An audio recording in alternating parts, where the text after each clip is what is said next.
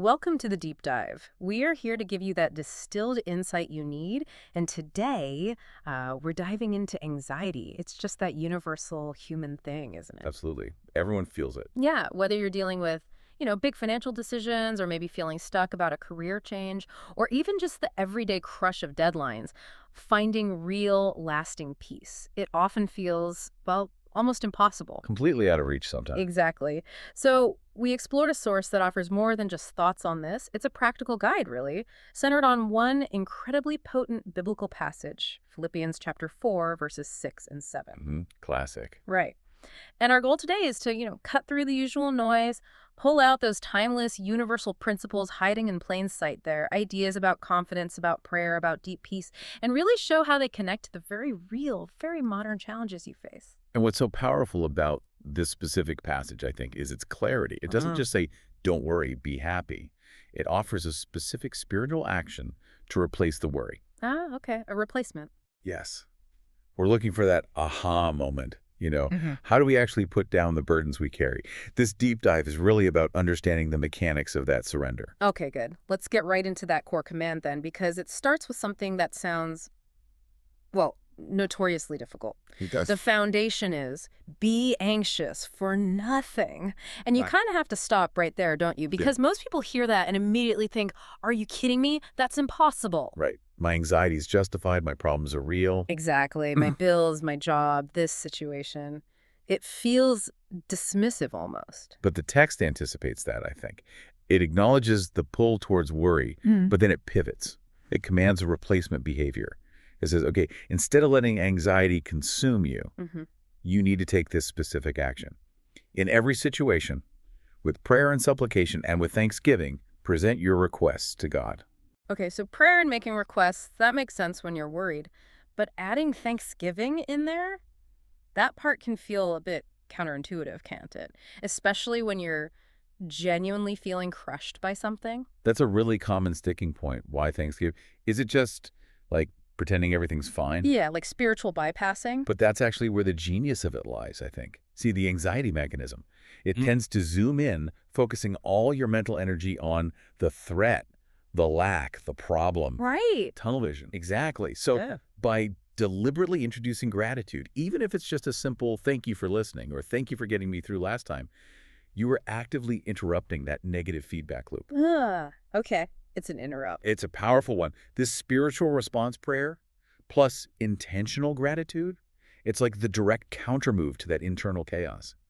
It forces your focus to shift, even slightly, from the size of your problem to the nature of God. That reframing is really key then. And the source says when we actually do that, when we make that shift and hand over the concern using this method, there's a huge promise attached. This is the payoff. This is the core promise, yes. The peace of God, which surpasses all understanding, will guard your hearts and your minds in Christ Jesus. And let's just pause on that word guard. Mm, It's not passive. This peace isn't just, a temporary calm you try to work up. right. It's described as a guard, like a sentry, an active, protective force standing watch over your inner world, your heart, and your mind. Think about what a guard does. What's being protected here? Well, in today's world, that guard is protecting us from that paralyzing fear that stops us from acting, maybe, or from the anxiety spiral we get into scrolling online. Yeah, doom scrolling. And just that feeling of discouragement that says, why bother? It's hopeless. Precisely. Hmm. It guards your heart from just giving up emotionally, and it guards your mind from getting completely captured by worry. And notice, it's a peace that surpasses understanding. It doesn't always make logical sense, meaning you could be facing genuine difficulty, financial stress, job uncertainty, whatever it is, and yet internally there's a steadiness, a calm that defies the circumstances because you've successfully transferred the burden. So surrender isn't denying the problem exists. Not at all. It's choosing to trust in God's sovereignty within the problem and the peace that results from that act of trust. It's described as supernatural. It's beyond what we can manufacture ourselves. Okay, that's a powerful outcome. So if that's the promise, how do we make the prayer and thanksgiving part work when we're facing very specific modern stressors? Let's get practical. How do we actually do this? Right. Let's break down some applications from the source material. The first area it tackles is spiritual struggle. Those times when you're wrestling with doubt, maybe questioning your faith or just feeling distant from God, that spiritual dryness. Aridity, sometimes it's called. Exactly. Yeah. And when you feel like that, the application isn't to pretend you don't. It's actually radical honesty in prayer. So tell God you're doubting. Yes. Express the raw concerns, the confusion, the frustration, even anger. But then, and this is crucial, couple, that honesty with thanking God for his unchanging nature, his constant presence, even when you don't feel it. So it's that duality again, the honest struggle plus the acknowledged truth. Precisely. Bringing the real messy struggle into the prayer while also affirming his constancy, that's what starts to rebuild that sense of connection and ultimately peace. That makes sense. Okay, second application area, decision-making and uncertainty. This hits everyone, especially maybe high achievers. We live in this world of endless options, right? Oh, absolutely. Decision fatigue is real. Yeah. Choosing a career path, figuring out a difficult conflict, making a big financial move. It can be paralyzing. So in those moments of uncertainty, the action is kind of twofold. First, pray specifically for wisdom, not just help. Wisdom, please. Okay. And second, commit to trusting the guidance you receive, even if it's not a booming voice from the clouds. But here again, gratitude plays a huge role. How so in decisions? Well, the source suggests pairing your request for wisdom with gratitude for past guidance. Remember times when God did lead you, decisions that worked out, faithfulness you saw before. So you're reminding yourself of his track record, basically. Exactly. Thanking God for past faithfulness actually primes you for present confidence. It reinforces that trust is warranted. It helps you face the current decision, maybe not with absolute certainty about the outcome, but with an assured confidence that peace itself can be your guidepost, steering you away from choices based purely on fear. I like that. Peace is the guidepost. Well, Okay, then there's the application that probably hits us most often, managing daily anxiety. The minute-by-minute stuff. Yeah, the pressure cooker, right. Work deadlines, juggling remote work and family, feeling pulled in 100 directions by small tasks and notifications. How does this verse break through that kind of fast-paced modern chaos? For that daily grind, the verse offers a really simple, almost rhythmic practice. Stop, pray, give thanks. Just those three. Just those three. In the moment you feel the overwhelm rising, stop what you're doing, even mentally. Pray briefly, name the stressor to God, and then immediately give thanks for something related to his provision or care. Can you give an example? Sure. The source gives a great one, like, Lord, I am totally overwhelmed by this project deadline right now, but I trust you. Thank you for giving you the ability to focus on what's most important. Okay. Short, specific. Very. It acts like a cognitive interrupt. When you stop and name the worry, you shift it slightly, maybe from your panic center to your thinking center. Then immediately linking that pressure to gratitude for God's help, it actively shifts your focus off the worry itself. So it's like actively training your brain's response. You could say that. It's cultivating inner peace as an ongoing practice, training yourself to hand over the burden the moment you feel it's starting to weigh you down. That's incredibly practical. Okay, so let's zoom out a bit.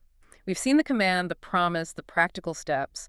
How do these connect back to the 5 universal principles outlined in the source material? What's the big picture here? Why does this work? Right. The principles kind of anchor the whole thing. They explain the why. The first one is love. The fact that we're invited to bring every single concern, big or small, the deadline, the difficult conversation, the financial fear, that invitation itself reflects God's deep personal interest in us. So sharing the worry is an act of believing in that love. Exactly. Second principle, hope. When we actually confide our anxieties, instead of just letting them fester, we're grounding ourselves in hope. And not just wishful thinking, but a confident expectation that ultimately God is working for our good, even if we can't see how right now. Okay. Love, hope. Third is prayer. The source describes prayer here as the essential bridge. It's the link between our very human struggles and that supernatural peace we talked about. It's not just talking at God. It's a discipline that actually strengthens our faith, our ability to surrender every time we do it. Makes sense. Prayer as the bridge. What's fourth? Fourth brings us back to the result, inner peace. This principle emphasizes that the peace promised, the one that surpasses understanding, is genuinely available. It offers real calmness even when everything around you is chaotic. Why? Because it's rooted in God's presence, acting as your guard. The peace is the guard. In essence, yes. And finally, the fifth principle underpinning it all is trust in God. Ultimately, letting go of anxiety comes down to this. It requires believing 2 core things at once.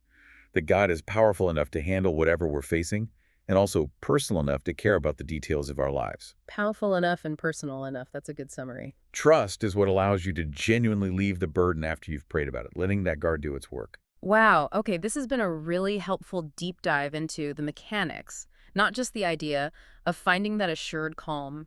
It's not about ignoring worry, but actively replacing it with this discipline transfer rooted in gratitude. That's the core action. So the encouragement from the source is very direct.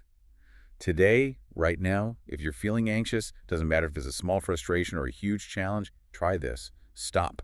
Name the worry specifically to God, consciously hand it over in prayer, and then make yourself thank Him for His care, His provision, something specific. And to help make that discipline more concrete, more real. The source suggests tangible tools. Maybe carry a small notebook, a journal, just to jot down those prayers, those anxieties you're handing over. Writing it down can feel like sealing the deal. Or maybe sharing it. Absolutely. Yeah. Telling a trusted friend or mentor about the concern you prayed about, externalizing it, somehow makes that transfer feel more complete. Right. So this whole discussion really highlights how just 2 verses offer this universal roadmap for Christians, a call to trust and find peace, real peace in God's presence. We talked a lot about that assured calm, acting as a guard against collapsing internally. So maybe here's a final thought for you, the listener, to consider. Something to mull over. If that protective, assured calm was fully active in your life right now, really guarding your heart and mind from that paralyzing fear we discussed, what's one difficult decision or challenging situation you'd suddenly have the confidence to face tomorrow?